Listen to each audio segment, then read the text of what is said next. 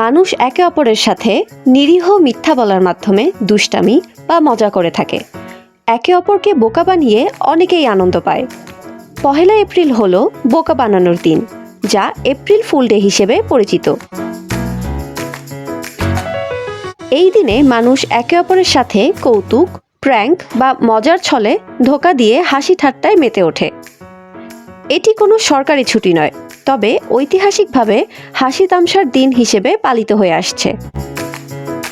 যদিও এর উৎপত্তি নিয়ে বিতর্ক রয়েছে। অনেকে মনে করেন 1582 সালে ফ্রান্সের ক্যালেন্ডার পরিবর্তনের ফলে যারা 1 এপ্রিল নতুন বছর উদযাপন করত তাদের বোকা বানানোর রীতি থেকে এর সূত্রপাত। আবার অনেকে একে বসন্তকালীন উৎসবের সাথে সম্পর্কিত মনে করেন।